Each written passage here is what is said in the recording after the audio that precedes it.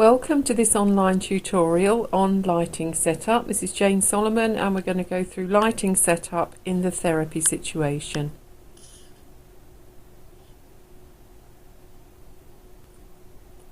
There are other tutorials you can have a look at on setting up your BioField Reader clinical environment. If you go to our website biofieldimaging.com/training, you'll see links to other tutorials. The first one is on environment, setting up your room. This one's on lighting. It's another one on cameras, camera settings. Another one on position of subject and preparing the subject for a scan. And the fifth one is on basic analysis of the biofield. In conjunction with watching this tutorial, you can also have a look at the user manual, which is free to download from the homepage of our website. And there's the website address, biofieldimaging.com, and about halfway down the homepage you'll see an image like this. Just click on it and you get a free download of the user manual. There's lots of information in the manual which supplements what's in this tutorial and vice versa.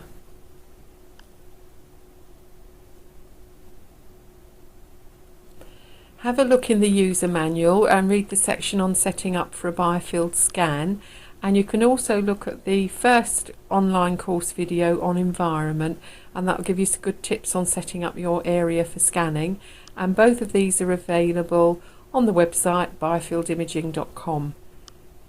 So just a quick reminder about background.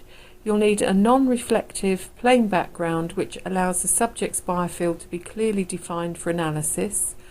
On the left here we've got a portable screen as a background, and on the right is a plain light coloured wall. Both are really good.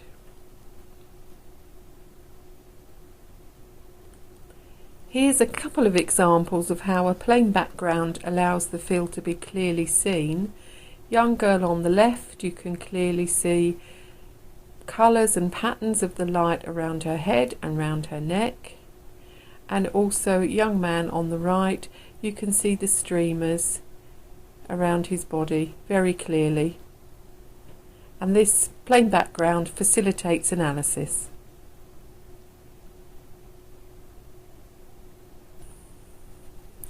Do you always need to get the lighting right? Well, I'd say yes, if you're going to be doing scans for making comparisons, for instance before and after therapy, or if you're doing a series of scans to chart progress or change. And I think that good preparation gives you good scans which you can be confident in, and they give you more reliable results.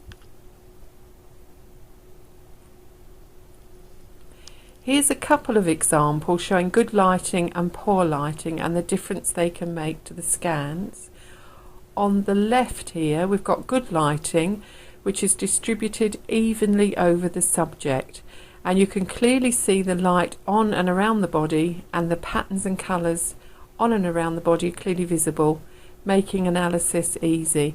Now bear in mind that some people won't have such symmetrical fields as this young man, so some of it could be due to the actual person's biofield.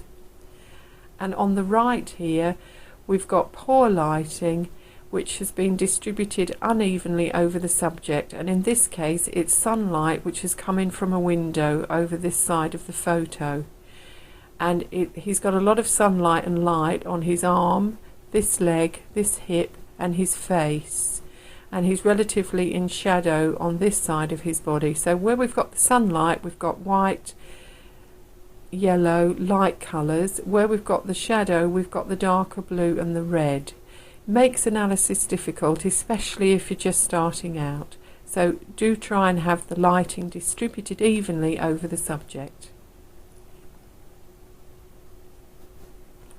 Don't panic if you haven't got ideal conditions in your scanning room or your therapy room. Just standardise your environment the best you can and keep everything the same for all scans, and that will include keeping the same lighting for all scans.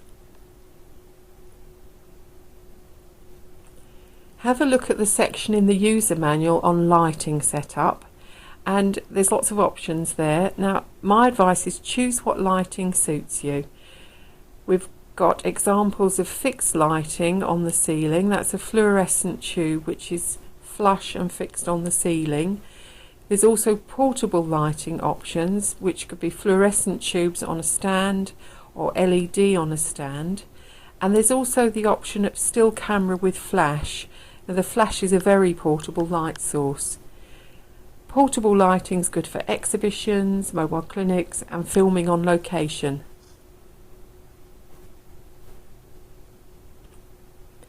It's worth mentioning full spectrum lighting, which we do recommend, and it's the closest replication of natural sunlight available, and as such provides many wavelengths of the visible spectrum.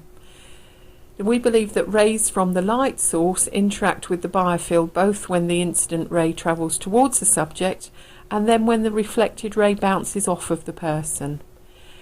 A wide range of wavelengths from the light source leads to more interaction or interference with the biofield, and so more information may be gained. But we would say other lighting can also produce good results.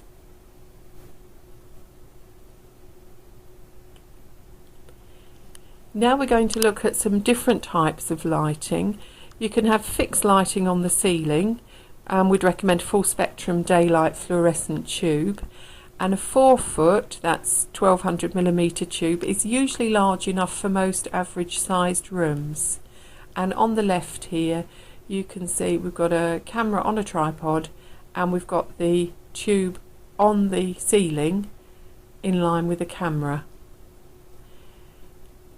If you're going to be doing scanning at different locations, you're going to need to keep your variables the same in all your scanning rooms, so we advise you to use the same type and make and spec of lighting across the board.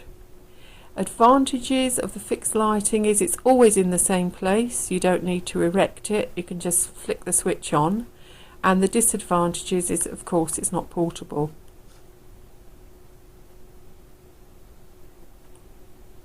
Here's a couple of examples of portable lighting which we showed in the first tutorial on environment. Here we've got a fold-away light stand with a T-bar, and on the top we've got a full spectrum fluorescent tube which is loosely secured with plastic parcel ties. This 4-foot tube gives good light coverage, and we advise you to place the light near the ceiling so that you've got good light distribution coming down over the subject. And on the right we've got a different kind of light fitting. This was taken in a room, a large room, so there's 2 full spectrum tubes on the light fitting here, on a light stand on a boom, and there's a counterweight here. You can buy these online, no problem.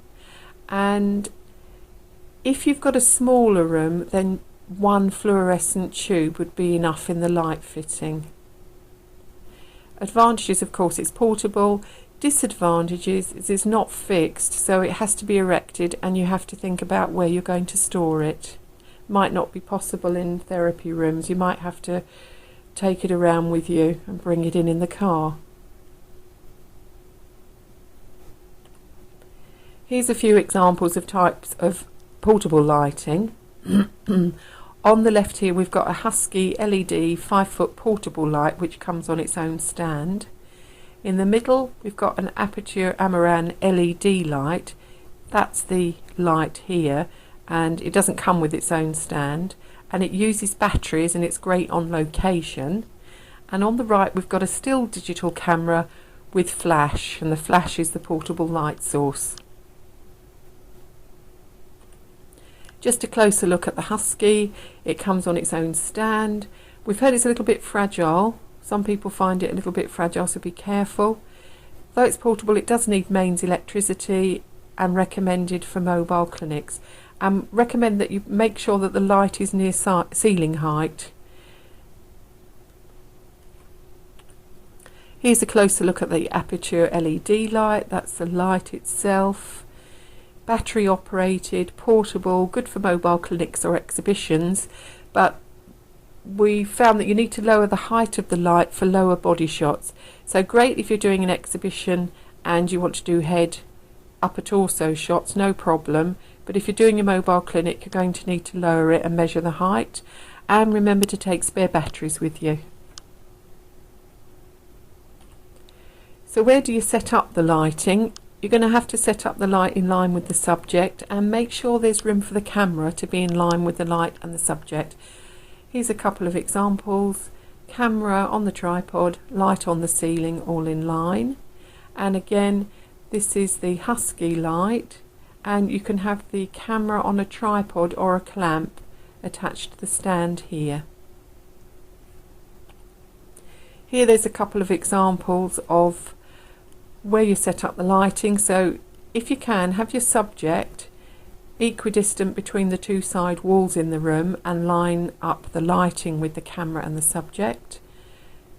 And if you're using a ceiling mounted light, make sure there is between 3 and 5 feet, that's 900 to 1500 millimeters, between the end of the light and the wall, otherwise you'll get whiteout, and you can read about that in the user manual. Here's an angled lighting option which some people favour. Again, we've got the fluorescent light in here on the light fitting, and it's on the boom with the counterweight, and we recommend an angle of 40 degrees from the vertical. And you can also angle light from the ceiling, and we've got some diagrams of that later on in the tutorial. If you want to use still digital camera with flash, just make sure that the camera is lined up with the subject. Advise you to use a tripod, because if you've got a shaky picture it won't be very clear, and also if you've got a tripod you can measure the height of the camera for different shots, maybe face shot and then body shot and leg shot. And the light from the flash must be brighter than the ambient light in the room to get the full effect and benefit of the flash. There's 2 golden rules for lighting, and one is to make sure the light is evenly spread over the subject, and make sure you place the lighting in line with the camera and the subject. And good lighting gives you scans which you can analyse and you can compare. Poor lighting gives you scans which are patchy, unreliable, and can't be used for comparison.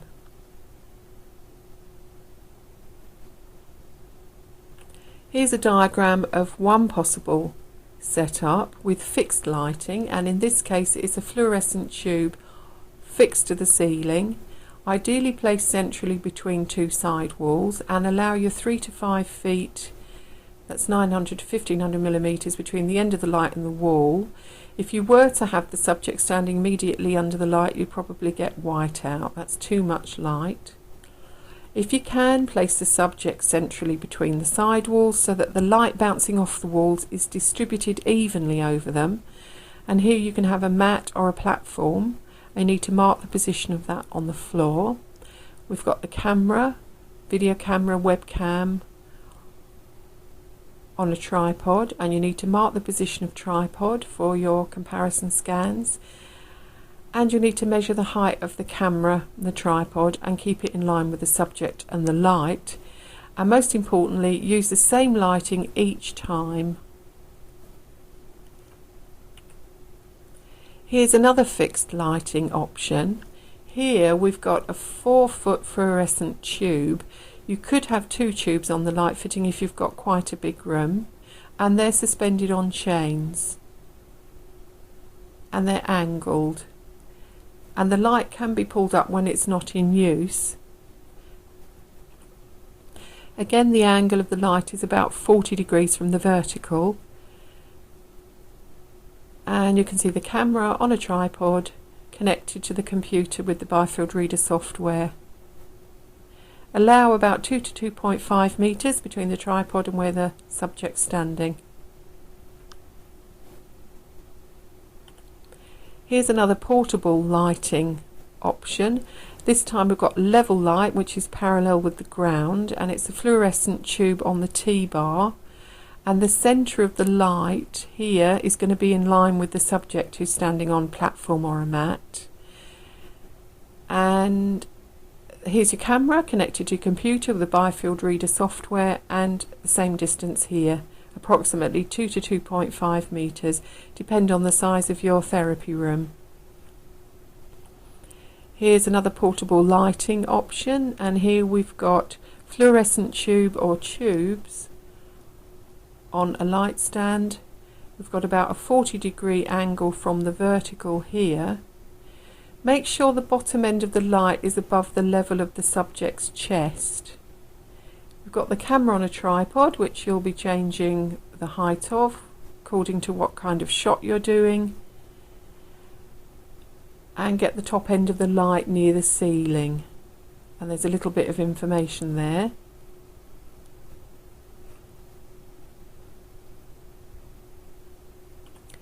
And just to mention a little bit more about still camera with flash. Now, the advantages are it's very portable. You can take spontaneous photos with good portable lighting set up. You can get going with scanning and using your BioField Reader system, as there's no need to set up lighting. Use a tripod for steadiness and measure the height. And if you use a tripod, it's easier to measure the height and measure the distance between the camera and the subject, and make sure your flash is brighter than the ambient light in the room. Only disadvantage of a still camera is that you can't see the biofield or the energy in real time, as you can if you use a webcam or a video camera, which will live stream through the BioField Reader program, so you can see changes as they happen. Now, which lighting is best? I would say choose what suits you. All the lighting setups we've shown give good results, and which you choose depends on your therapy room or area you have available and what you're allowed to do in the room if you rent it. If you need a portable light, you've got a mobile clinic, then you look at the portable light options. Advantages of a fixed light on the ceiling is that it's always there when needed and no need to store it. If you use the light on the T-bar, you don't have to measure the angle of the light, but of course you have to measure the height near the ceiling and get that the same each time. If you've got the angled light fixed to the ceiling, it means you have to measure the angle and the height of the light each time it's pulled down, unless you're fortunate enough to have a dedicated scanning room where you can leave it in the same position all the time. To briefly mention daylight, which is a good source of light. It's great, but of course you can't control the light outdoors if maybe you're doing scans of horses or animals. So my best advice is to try and take your scans for comparison the same time of day with similar light conditions. So if it was a sunny day when you took your first lot of scans, then try and go on a sunny day again. Try and keep the subject in the same position for all scans and keep them in the same position relative to the sun. If you're filming or photographing in a stable, try to position the subject in the same place and have the same lighting for all scans. I hope you found this tutorial useful, and there are more video tutorials on biofield imaging for therapists. As I mentioned, there's one on environment, this one on lighting, we've got another one on cameras and camera settings, another one on scanning the subject, and another on basic analysis of the biofield. And do visit our website, we've got lots of information. Our blogspot's got lots of case histories. We've got some interesting videos of biofield imaging in real time on our YouTube channel, Resolutions Research, and also visit us on Facebook. I hope you've enjoyed it. Bye for now.